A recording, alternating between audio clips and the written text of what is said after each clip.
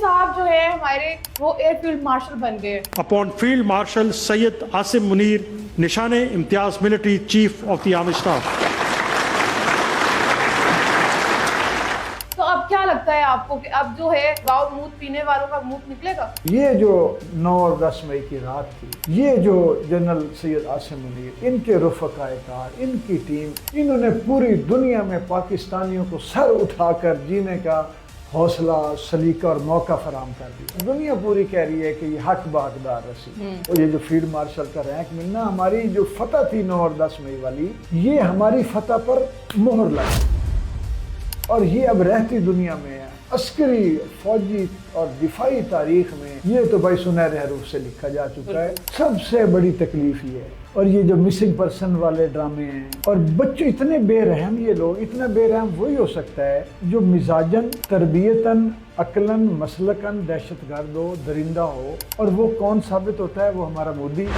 बच्चों बेचारों को आप मार रहे हैं, टारगेट कर रहे हैं, शर्म आनी चाहिए। मैं आपको एक बात बता दूं, 18 टुकड़े होने भारत के, और दुनिया को ये पता चल गया, ये एक्सपोज हो गया कि ये क्या इसकी औकात है और ये क्या इसका मिशन है।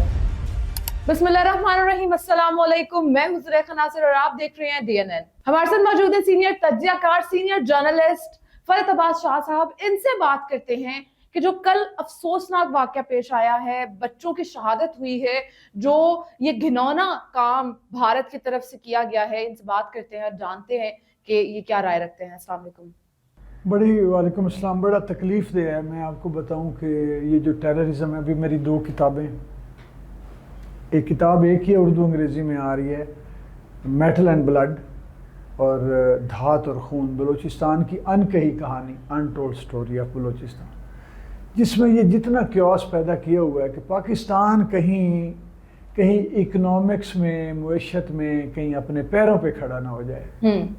सबसे बड़ी तकलीफ़ ये है। और ये जो मिसिंग पर्सन वाले ड्रामे हैं, ये हमारे देखें सिक्योरिटी फोर्सेस पर आए दिन अटैक, 2 दिन पहले उन पे अटैक हुआ। बिल्कुल। और बच्चों इतने बेरहम, ये लोग इतना बेरहम वही हो सकता है कि जो मिजाजन, तरबियतन, अकलन, मसलकन दहशतगर्द हो, दरिंदा हो। और वो कौन साबित होता है? वो हमारा मोदी, अजीत दोवल, अमित शाह। इनकी शक्लें आप देखें, इनकी शक्लों में आपको भेड़िए और खूंखार, लगड़ बगड़ और ये नज़र आएंगे। इनकी आंखों के अंदर सांपों जैसी जो है ना सर्द मेहरी नज़र आएगी। जब मुझे तो मस्खरे नजर आते हैं। नहीं, मस्खरे नहीं है, ये खौफनाक दरिंदे हैं, ये अफरीत हैं, बलाएं हैं, डेवल्स। बच्चों बेचारों को आप मार रहे हैं, टारगेट कर रहे हैं, शर्म आनी चाहिए। और उसके बाद ढंढोरा और मकसद इक़्तिदार, मकसद इख्तियार, मकसद दौलत, सरमाया, ये 3-4 चीज़ें हैं जिसकी वजह से इन्होंने हमारे पाकिस्तान की ज़िंदगी अजीरन की हुई, एक फ़र्द की।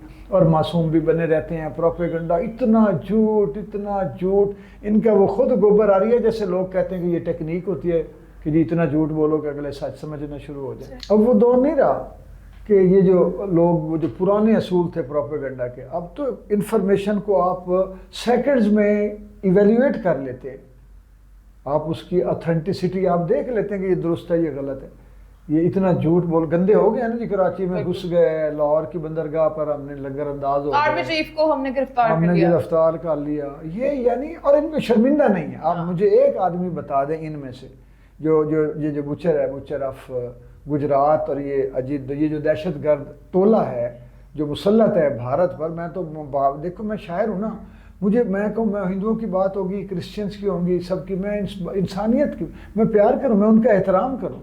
मैं हिंदुस्तान से मुझे नहीं नफ़रत, मुझे इंग्लिस्तान से, अफ़गानिस्तान से मैं तो मोहब्बत। मैं तो ये देखता हूँ कि उन लोगों के लिए ये अजाब बना हुआ है, जिस तरह हमारे लिए भी कुछ ऐसे गुजरे हैं जो हमारे लिए अजाब बने हुए थे, हमारे लिए हमारे हुक्मरान।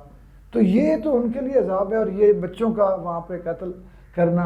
अच्छा, अब हमें कहता है जी दहशतगर्द है। ये जो कुछ बलूचिस्तान में हो रहा है, जो कुछ KPK में हो रहा है, वजीरिस्तान में हो रहा है, ये दहशतगर्दी नहीं है। यहाँ पे भारत बड़ा मासूम है।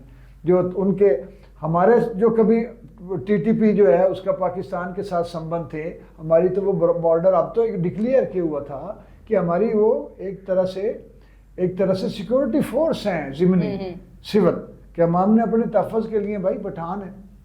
اس نے تو دہشت گردی کے لیے رکھا ہوا ہے ان کو، ان کے ساتھ سمبند بنائے ہوئے کہ پاکستان کو مارو پیٹو، پیسے دو، ٹریننگ دو، سارا کچھ، تو دنیا کے سامنے نہیں ہے۔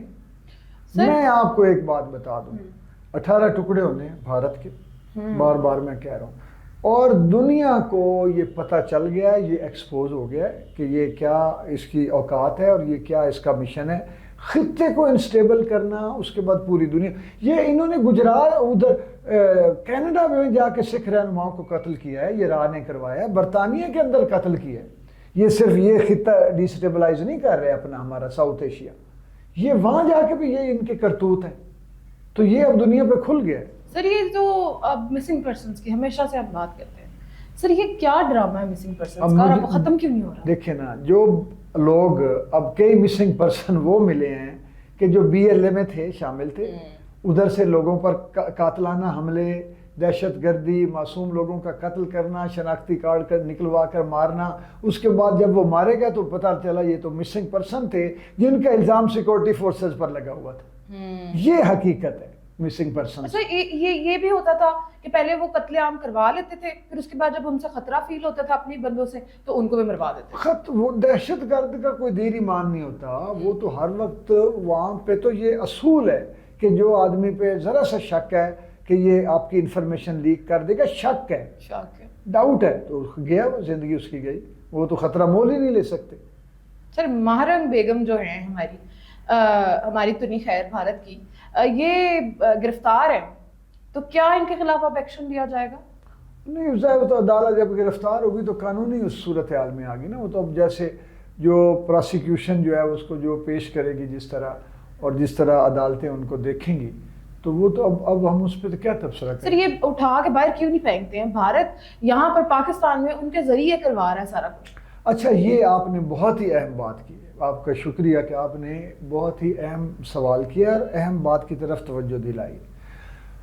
یہ ہمیں اب یہ بھارت کے کوئی چیزیں ہمیں اس سے سیکھ لینی چاہیے کہ اگر وہ ایک سنگر جس نے گانا گا دیا ہے، وہ ہماری جو زارا گل ہے وہاں پہ، جس نے کہا اسی مرد آباد نہیں کہہ سکتے، پاکستان بھول کے بھی نہیں کہہ سکتے، اگر اس کے علاوہ ایک اور سنگر ہے بیچاری، وہ ایک انٹلیکچوئل بچی ہے، بیٹی ہے، وہ ہمارے وہ ٹیلنٹڈ سی لڑکی ہے، وہ کہہ رہی ہے کہ آپ مودی صاحب جھوٹ، یہ آپ کا جھوٹ، حکمرانوں یہ آپ کا جھوٹ، یہ فراڈ، تو یار آپ نے اس کی وہ شریعت ہی کینسل کر دی، اس کو ایک صحافی کی کر دی، خاتون کی کسی کی، ان کو آپ نے ان پہ پرچے کر دیے ہیں آپ نے۔ تو ہمیں یہ سیکھنا چاہیے کہ ایٹ لیسٹ اگر ہمیں لگے کہ ریاست کے خلاف دہشت گرد کوئی کر رہا ہے، دہشت گردی کر رہا ہے، کوئی ریاست کے خلاف جو ہے وہ سازش میں ملوث ہے، ہم کچھ نہ اسے کہیں بھائی اسی ملک چلا جا جس ملک کے لیے تجھے تو کام کر رہا ہے، تو پاکستان اگر تجھے پسند نہیں، اس کی شریعت ختم کر، اس کو بھیج۔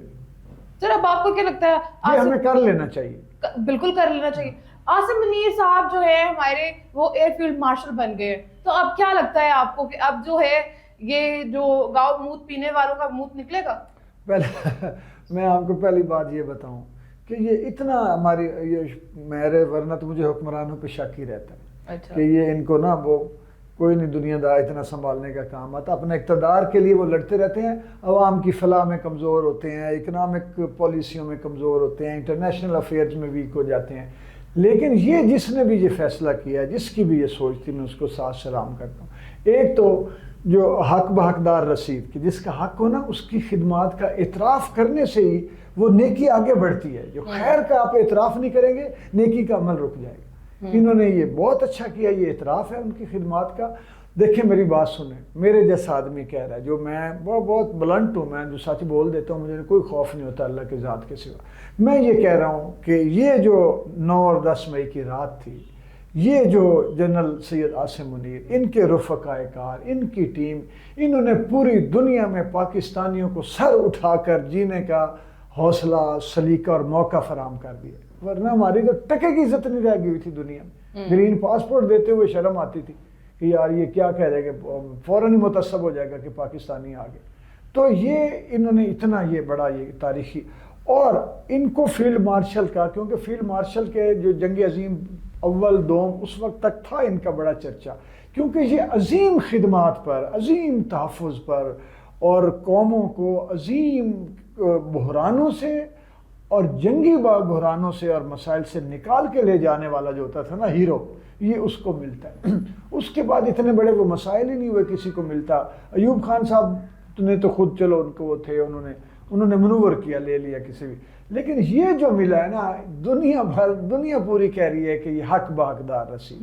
اور اس سے ہوا کیا ہے کہ یہ جو سازشیں کر رہا تھا نا ہمارے خلاف بھارت، پھر پروپیگنڈا، یہ ہماری فتح پر مہر لگ گئی ہے۔ جنرل صاحب کو یہ جو فیلڈ مارشل کا رینک ملنا، ہماری جو فتح تھی 9 اور 10 مئی والی، جس کو مارکہ جو حق قرار دیا جا رہا ہے، یہ اس پہ مہر لگی ہے اور یہ ہو گیا رجسٹرڈ، اور یہ اب رہتی دنیا میں ہے، عسکری، فوجی اور دفاعی تاریخ میں یہ تو بھائی سنہرے حروف سے لکھا جا چکا ہے۔ اور میں یہ سمجھتا ہوں کہ ہم ساری قوم کی طرف سے، میں ایک شاعر کے طور پہ نمائندہ آدمی ہوں، چونکہ شاعر لوگوں کا نمائندہ ہوتا ہے، میں کہتا ہوں کہ یہ پوری قوم کی طرف سے جنرل سید عاصم منیر، افواج پاکستان، حکومت پاکستان وقت جیسی بھی لولی لنگڑی ہے، جو بھی جس بھی طرح کے بھی فارم والی ہے، اور ہم سارے مسکین پاکستانی، سب کو مبارک میری طرف سے۔ بہت مبارک ہو۔ اسی کے ساتھ زلیخا ناصر کو دیجیے اجازت، ایک نئے پروگرام کے ساتھ دوبارہ حاضر ہوں گی۔ اللہ حافظ۔